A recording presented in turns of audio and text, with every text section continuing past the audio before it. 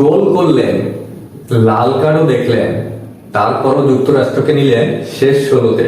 বালগানের যুক্তরাষ্ট্র তাই খেপেছেন রেফারির উপরে। চলুন একটু আলোচনা করে দেখা যাক যুক্তরাষ্ট্রের দর্শক আজ কিভাবে মূল্যায়ন করেছেন ফ্লোরিয়ান বালাগানকে। 24 বছর বয়সে এই ফরওয়ার্ডার আজ গোল করেছেন, লাল কার্ডও দেখেছেন। একটিতে হয়ে উঠেছেন উৎসবের মধ্যমণি, অন্যটিকে দলকে ফেলেছেন বিপদে। তবে দিন শেষে অবশ্য খুশির কথাই বালাগানের। 10 জনের দল নিয়েও 2-0 গোলে হার্জেগোভিনাকে হারিয়ে বিশ্বকাপের শেষ 16 নিশ্চিত করেছে যুক্তরাষ্ট্র। কোয়ার্টার ফাইনালে ওঠার লড়াইয়ে দলটি খেলবে বেলজিয়ামের বিপক্ষে।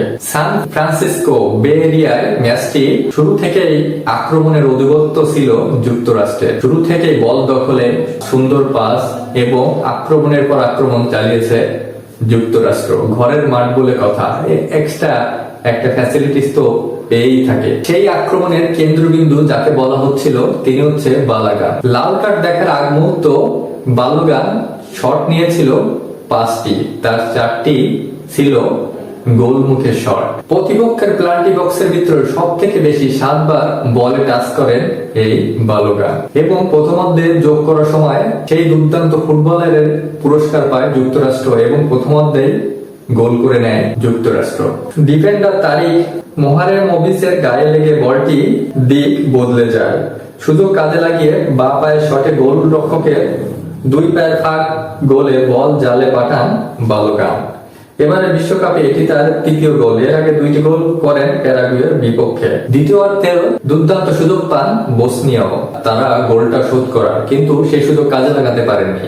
61 মিনিটে মোহারি মুভসের পায়ে কড়া ট্যাকেল করেন বালগান এবং সেই ট্যাকেলে তিনি হলুদ কার্ড দেখলেও পরে ভিআর এর সহযোগিতা নিয়ে আম্পায়ার সেই সিদ্ধান্ত বদলে দেন এবং সরাসরি লাল কার্ড দেখে তিনি মাঠ ছাড়েন। শেষ প্রায় আধা ঘন্টা 10 জনকে নিয়ে খেললেও যুক্তরাষ্ট্রকে তেমন চাপে ফেলতে পারেনি বসনিয়া।